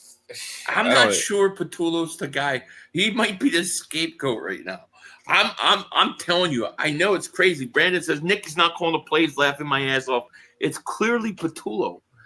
I don't know, man. Honestly, my man Brandon, I don't know what's going on. I just really look at it and go, there's no way this is the same guy calling play in the second half. How could it look so different? How could the players look so demoralized? They came out with a huge lead, and that first series they looked demoralized. It was like Nick said, all right, second half, I'm calling the plays. This is what we're going to do. And they all go, oh, shit. There's no team out there that goes to a second half after a big lead and they just fucking want to chew clock down, like for 2 quarters. It makes no sense. Like 2 different teams. It's so hard for me to believe that's the same guy. Like, I know people are getting pissed at me or not pissed at me, but they think I'm crazy. I'm just telling you, I'm putting it out there. But if it's true, you got to give me credit. Yeah, and you know what? And you know what? I'm telling you right now, I don't know. These beat writers have to be on his fucking ass tomorrow, like on his ass. Like they really do. And I don't know. They never. Every time this happens, the beat writers never ask these. They never ever ask these questions. They don't follow up with these questions. No. They don't press them on these questions. But last week, Nick said Patullo called the plays in the second half, not the first. So what did today's game in the second half look like? The first half of the Rams game. I'm just saying. Yeah, I mean, look, let's start put things together. I don't care if Patullo as the passing game coordinator, like he's been a passing game coordinator the last few years. Mm-hmm. I just don't. Yeah.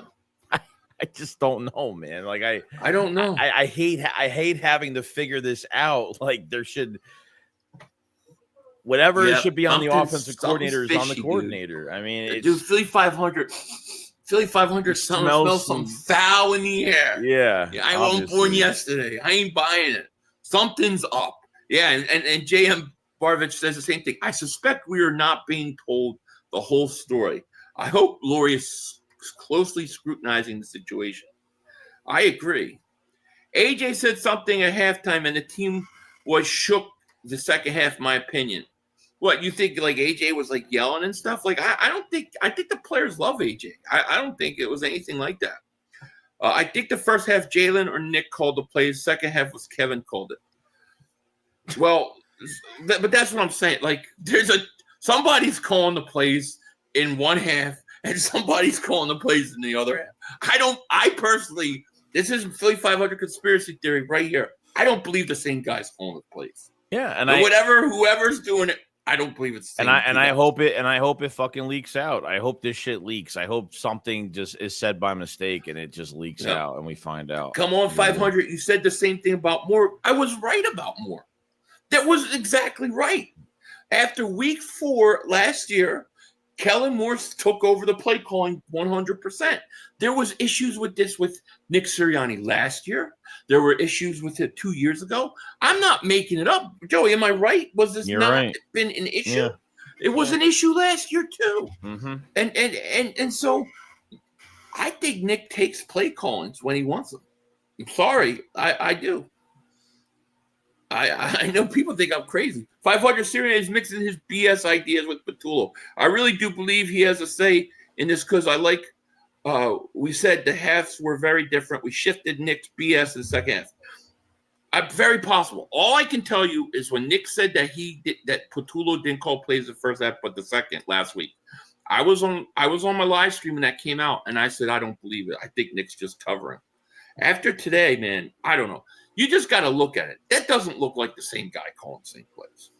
No, I can't see a coordinator adjusting like that for one first half to a second. It makes no sense. What did they have total offense in the second half? 11 yards. 11 yards in the second 11 half. yards. Come on, bro. Come on. But in the first half, Hurts is 8 and 9 against the blitz, tearing it up. Right? Yeah, and then he gets sacked. Yeah, I mean, here's the list. So second half drives against the Bucs. Yeah, three plays. So the first drive, 3 plays, -9 yards, punt. Second drive, 3 plays, 7 yards, punt. Third drive, 3 plays, -7 yards, punt. Next drive, 6 plays, 25 yards, touchdown. That was the short field advantage after the fumble. 5 and the last one, 5 plays, -5 yards, punt. Total 20 plays, 11 yards, and a touchdown. Similar to the first half of that Rams game. I mean, come on, dude. No way, dude. Like you're asking me, is this a grilled cheese or a peanut butter jelly? They're both different, all right? I don't believe it. Elaine says, so you guys think it's Nick. I'm not saying it's Nick. I'm just saying that 2 different people are calling the plays in the half. I don't know which is which. We got to find out. But it just don't look right, dude. They called only curl routes the entire half. Come on, defense watch tape. The NFL defensive backs breaking on what they know is coming. Agree. The passing offense is always going to struggle as long as Hurts is the quarterback. And I don't believe that's not fucking true. I don't believe that, Bubba, at all. You can't tell me that. Okay, yes, last week versus the Rams, he comes out, he's firing it all over the place, and he looks great. Today, he beats the blitz. Everybody says he can't beat the blitz. 8 and 9 in the first half. And then all of a sudden he forgets how to throw at halftime. He just forgets how to play quarterback. In the pocket. Yeah, not true. I mean, come on, you gotta look at this. You gotta look at the scheme where the receivers are going. There's no crossers. There's no check down. There's no outside. There's not there. It was so fucking basic. It was like go routes for 10 yards and let Hurts sit there and get killed. He had AJ Brown on a 3rd and 11 run a 7-yard curl route. Like, what is that going to do, dude? I mean, really, it was stupid. So maybe, Kevin, listen, all I'm saying is I don't believe, or maybe what I'm saying is maybe we should wait before we, run Patullo out of town and make sure we know who the hell is really calling the plays and not. Because I don't believe, in my opinion, I don't believe the same guy calling the play in the first quarter was the same guy calling the play in the second quarter. It just looks too different. It looks like totally different. And look how demoralized. Why are you up so much? And after one series, your offense is completely demoralized. Why were they so demoralized coming out of half offensively when you had a pretty good half? They didn't look up. They looked demoralized after one series. After the 2 runs, Barkley on first, second, they looked offensively demoralized in the second half on the first possession. You know why? Because they knew who was calling the plays was not the guy calling the plays in the first quarter. That's what I think. That's what I really think, dude. Yeah, it could be right. And we'll see. Unstable Eric, thank you for the super chat. Whole game plan has to change ASAP because we run into Green Bay and Detroit. They blow us out. It'll be too freaking late, and it'll truly be a 2023 collapse again. I think you're right in that it's unsustainable. You have to figure it out now. But it's still time to figure it out, is what I'm saying. J&B, thank you for super chat, because you both may be wrong. The Bucs made adjustment and covered our scheme. The only question is the first down run, and there has to be analytics organization. Maybe the analytics department is dictating how they're going to call the plays in the second half. Yeah, and that's the problem. Yeah, Tampa Bay. Sorry, go ahead. Sorry. No, they made adjustments, but the Eagles made adjustments too. The Eagles went into we're going to play conservative football. Yeah, nothing from that first half went into that second. Like I'm saying, like when it comes to routes, when it comes to just motion, I mean everything. Like that's what I'm saying. Like there was little to no adjustments. It was an adjustment, but it was a fucking negative adjustment. It was the biggest passive adjustment that really didn't need adjusting. It was the easiest shit to call. I mean, I don't know. I don't know. Look, I don't know all the. I don't have the answer. All I you can have tell the you inside source. No, all I can tell you is what I see, and it don't look the same, dude. It's like you're watching Tulsa Kings or you're watching Housewives. You know what I mean? They're two different shows completely. You're going to know the difference. This is not the same show. I don't believe. I personally don't believe that they're both. I don't believe it's the same play caller. And if you want to say, well, it is, and it's the analytics department controlling the second, but to me, that's not the play caller. Then Petula's not. So we'll have to see. We will see. Why is AJ posting on Twitter if he wants out? He doesn't want out. Who said he wants out? See that we said none of that. That's how it. He doesn't want like out. That's how. What he's saying is, I'm going to do my job and I'm going to do it well, and I'm not going to be a problem. There's nothing wrong with what he said. JMB says, "What did you think of the defense, especially second half?" I thought the defense played pretty good, except for I think you still got a problem at edge rusher. I'd like to see them get improve the edge rusher spot. But I thought the defense was pretty good. I do think they started to get worn out and tired in the fourth quarter. Yeah, they were definitely worn But out. I think the defense came up big when it mattered. I think they saved us the game. It's true. Okay, Jacksonville got a turnover. Okay. Oh, wait, I read that. I've said all season about Petula possibly being a scapegoat, and you said I was wrong. I don't know how I can say you're wrong. We don't know. How the hell would I know? We don't know, dude. Like this. All I can tell you is what I see every week, right? They tell you the first 3-4 weeks that Petula is the offensive coordinator. He's going to call plays. Everybody's going to think that. But as soon as they give you something that makes you think otherwise, I talk about it, So I don't know. I don't remember saying he wasn't a scapegoat. I don't remember that. I just remember saying that we had to give 4 or 5 weeks before we really could start to judge the offense, And all I can go on is what the eyes tell me. The eyes tell me based upon what we've seen from Nick Sirianni in the past. Yeah. And the fact that he said Petula called the plays in the second half, but not the first last week. Mm-hmm. All we can do is start putting the key pieces together, Otherwise, it's too early to know who's going to scapegoat, who's not, Yeah, it's true. Here's Bubba who goes, "You guys are worse than females. You can't say nothing bad about our team. Get the fuck out of here. I get on my quarterback because I know he can be better." Okay. But if I don't see it just as a quarterback problem. I mean, if you're seeing this just as a Hurts problem, I mean, I can't agree with that. If it's a Hurts problem, then it's all the wide receivers. Then every player on this offense is a problem. Then everybody has the problem. Can't just blame the quarterback. Got to blame the running back. Got to blame the offensive line. Got to blame every person. You can't just blame one person within that offense. Then you got to blame everybody because that's bullshit. I mean, what I haven't seen Hurts bad play. I've seen Hurts handcuffed. And I think there's a difference. I don't care. You could talk bad about anybody you want. Believe us. I mean, if anybody knows anything about us, if we don't like something, we'll tell you we don't like it. It's not an excuse thing. This is clearly a coordinator thing. Josh Prout, thank you for super chat. Philly, a picture of Kevin Petula playbook is sent to your Instagram. Of mine? What do you mean? Like, what is it? Like a... Did he draw it in the sand or something? I don't know what that means. I don't know. I mean, everybody could go at Petula. Go at him. But I can tell you this. I don't know what's going on. I don't know who's calling the plays. There's not in the second half or the first half. I have no idea who it is. But I don't believe it's the same two guys. It's just too dramatically different.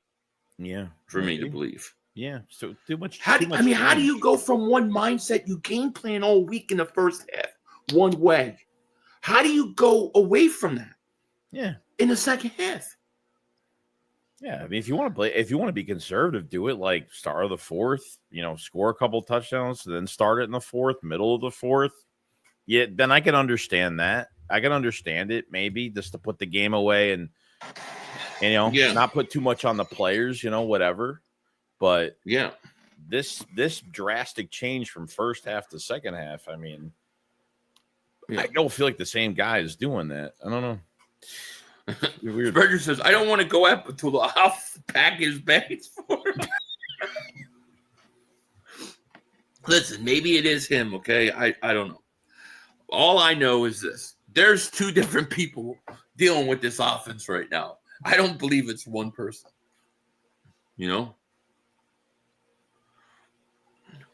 It's not all on Hurts. It's our offensive coordinator. Your offensive coordinator is supposed to make it easy on your quarterback. And the guy makes everything hard on his quarterback and players because he has no idea. Well, I don't disagree with that. Well, don't disagree with that. If that's him, if he's the one calling the plays, I agree with you.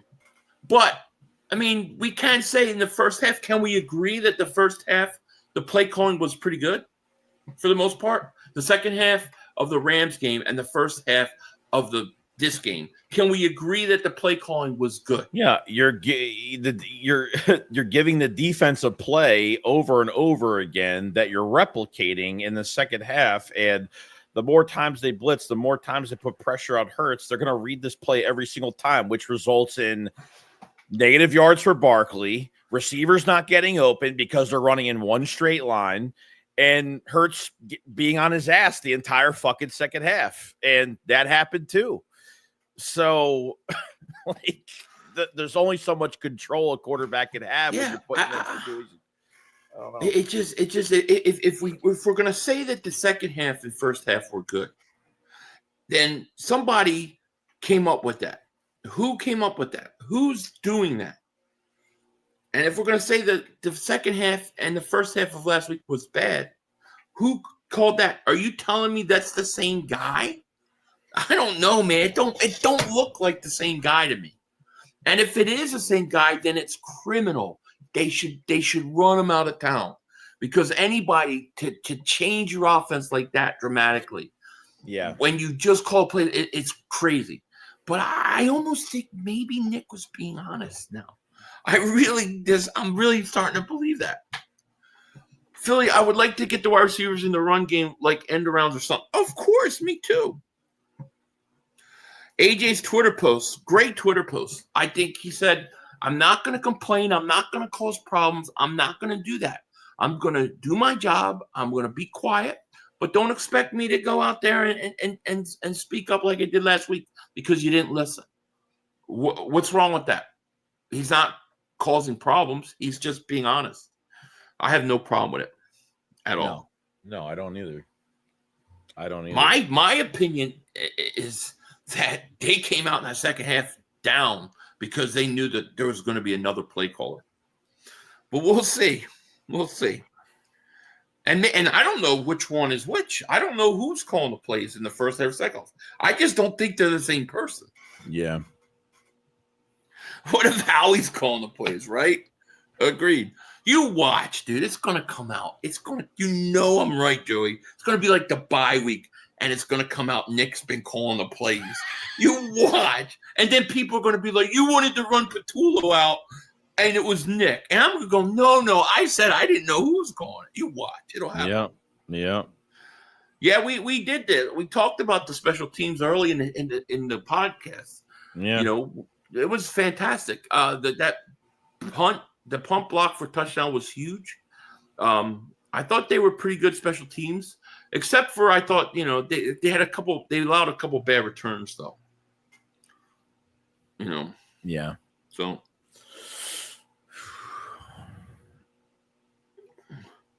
Nick never said that he doesn't call plays. We all see him on the sideline. I've gotten out of it. He did. Please let it go. I think it doesn't. He doesn't have to hold a clipboard. He doesn't have to hold any clipboard. He's done this shit in 23 where he makes the game plan. He gives it to his guy and he calls his timesheet. I mean, that's just because he's not holding a clipboard don't mean shit. For everybody with ready to run Patullo out and driving his air. For everybody doing it. All right, go ahead.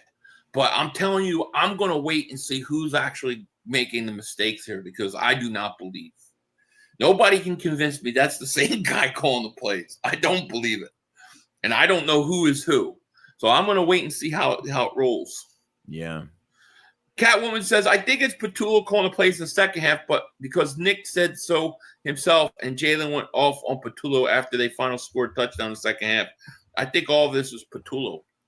It might be, maybe. I mean, what I saw was when in the second half, remember, Hurts goes over and they go down the field, they score, and he goes and he celebrates. Who's he go celebrate with on the sideline? He goes celebrates with Patullo. Hurts. Yeah, right. So, I mean, we'll see. I mean, maybe they're handcuffing not just Hurts. Maybe they're handcuffing Patullo and saying, listen, we called these plays. You know what I mean? I mean, we called these plays in the first half. Now we're going to call these plays because we're up big. I don't know. For a whole half. Great. Doesn't make sense to me, dude. No. Doesn't make there's more. All I'm saying is there's more to this story. We've been on a long time, by the way. We need to get going. Who's calling? But it's Lloyd Haskett. Thank you for super chat. Nick Patullo. Nick is Patullo's mentor. His signature is here. Maybe. Yeah, I was talking about the last game, not this game. Yeah. No, I know the Rams game, right? Because he went over and he said something to Patullo. He was animated. Mm-hmm. But when he scored a touchdown, he ran over in the sideline and he was celebrating with Patullo like it was almost like they were freed up. You know what I'm saying?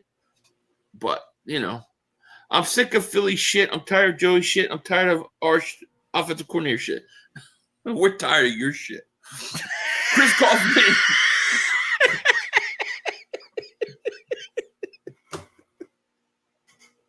Chris Kaufman Jr., thank you for the super chat. He goes, Nick has done this at 21, 23, and a little bit 24 now. I know. I know. It's true. It's true. All I'm saying, dude, is let's think about this a little differently because I don't think it's the same coordinator, dude. I don't think the same guys are calling the play. It's just impossible for me to wrap that in my head. You come out with one mindset in the first half, and then you completely like they literally threw away the game plan and went back into that crap. The Eagles didn't know they were going to be up enough to play that way. Nah, dude. Something ain't right, dude. Something ain't right. Pino says, Philly gets me mad how we get a new trash offensive coordinator every year. I feel like it's going to ruin some of these players' careers. But don't you feel like it's weird, though, that we go through this kind of every year with new offensive coordinators? Right? So we had this year. We had it a little bit last year. We had it in 2023. We had it in 2022. We had it next rookie year. So every year you've had different coordinators. Yeah. But same problem. And here's more fucking proof of this. Like, did Brian Johnson get an OC job after 23 since he was so great from a lot of those games?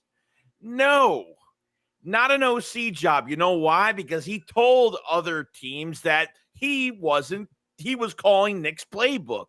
He got a quarterback job after that. If he was such a great OC, you know what I mean? Right. Like it adds up. I'm telling you. Yep. Silva says, fire Nick as a play caller. There's fire. He's been fired as a play caller like 2 or 3 times already. And he keeps doing it.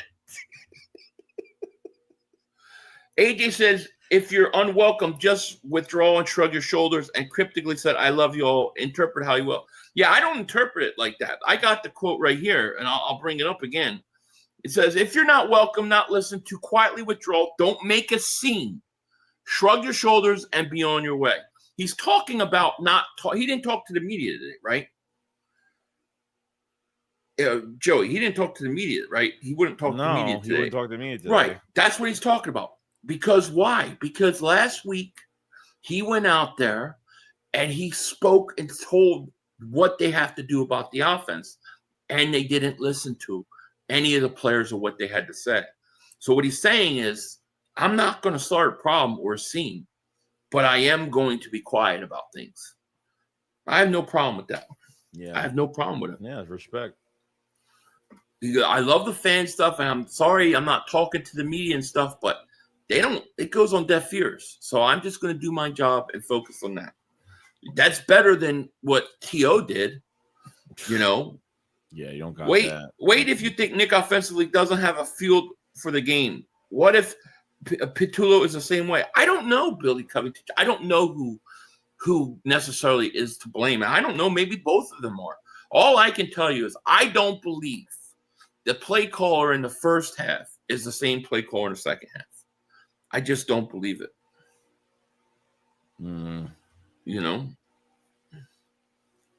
Nick called the dagger, so that means he has the play call in someplace. That's right. He called the dagger. He said, just run it. Run this play. Run it. Remember? Yeah. So Nick did call that play there, and it was a great play, but he was in an aggressive mindset. And you know, if they stuck to that, they'd be okay. They didn't throw no daggers today. Why not take a shot at all? Yeah. That could be a two. Makes me feel better. Just don't want to lose. You're not losing AJ. You won't lose him. You're not losing him this year. No. But I actually think you should. I want to go back and watch the game in the second half. I think the demeanor of before that second half, even like on that opening drive, that first possession, I think the demeanor of the offense completely changed. 100%. I think they looked like they were losing when they came on the field in the second half. Not ready to go.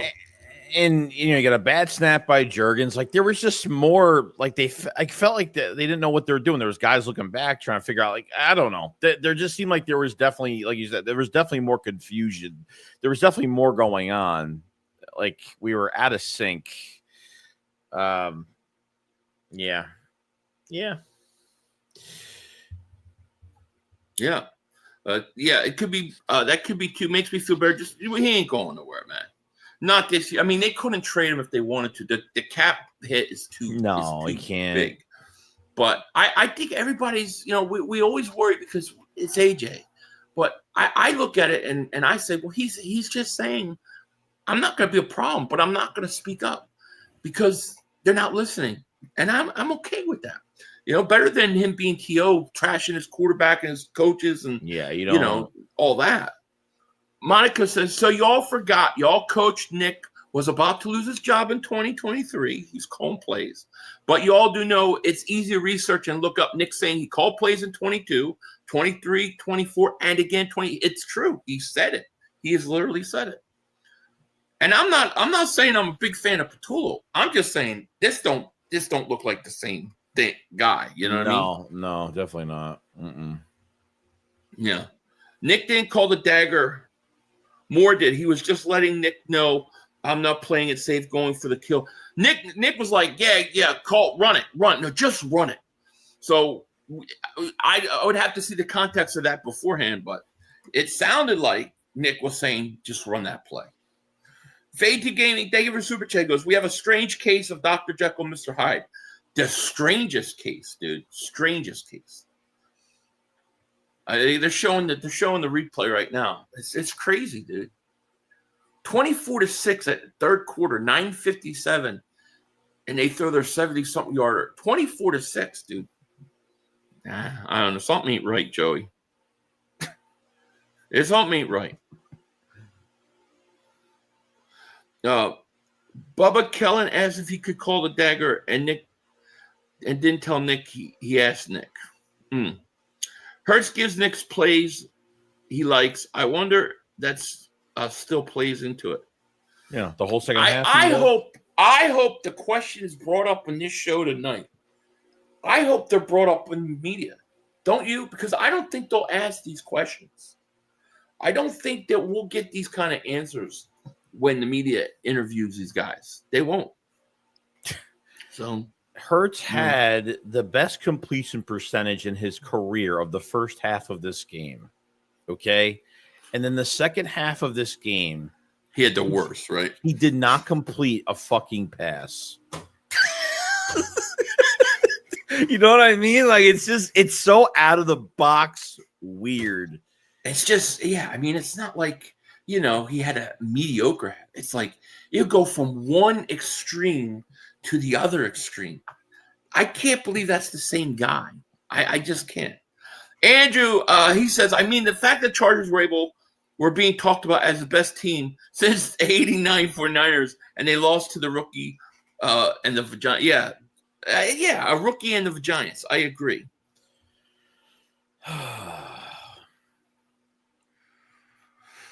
What is going on here? Sorry, my bad. Wow, blocked. What's blocked? I don't know what we're talking about. Oh, Blair's blocked a field goal. Oh, really? That's hilarious. That tweet AJ made, did you see it? Yep, we talked about it. No big deal. It sounds like I'm going to do my thing. I'm going to not cause a scene for the team or anything like that. But don't expect me to talk to the media and tell you what's wrong when, it goes on deaf ears. I have no problem with that. Yeah. I have no problem with that. Maybe those coaches need to hear that. Yeah, so that they'll listen. You know. Yo, Philly, Jahad Campbell's a dog. Yeah, Jahad Campbell is great. Yeah, I like him. Yeah.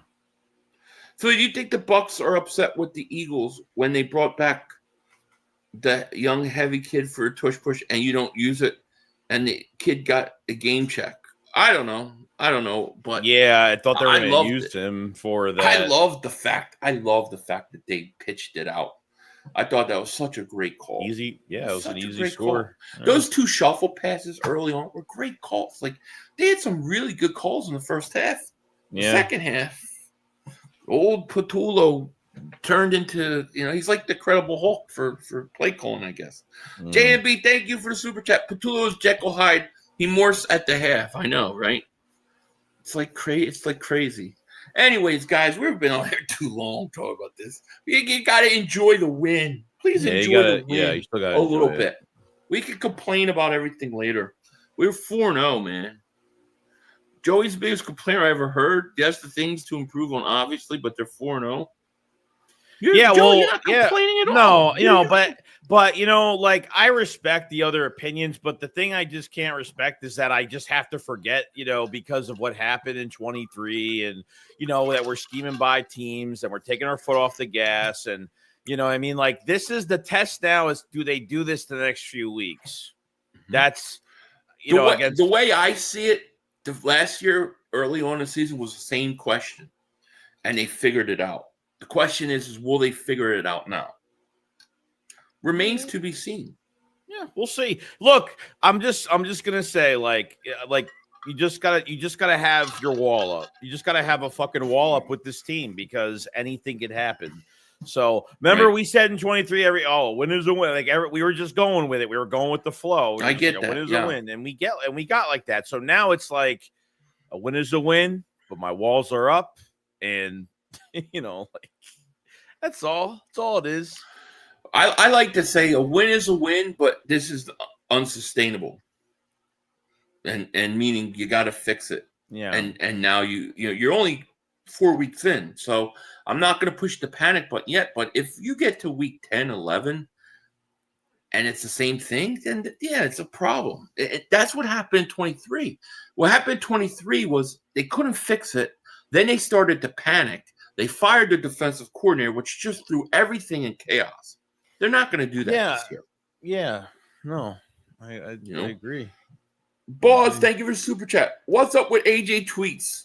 I get it, but he's too emotional for me. Dan, we know Patullo asks, but let's enjoy the win. No, I get it. I agree. I'm gonna explain this one more time, just so those that came in.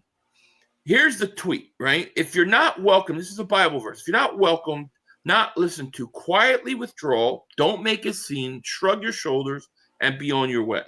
Now, people take that be on your way stuff as probably he wants to be traded. I don't look at it like that. What I think he's talking about is specifically that he talked up last week and the coaching staff didn't listen. So he's not going to make trouble or problems. He's going to work and do his thing.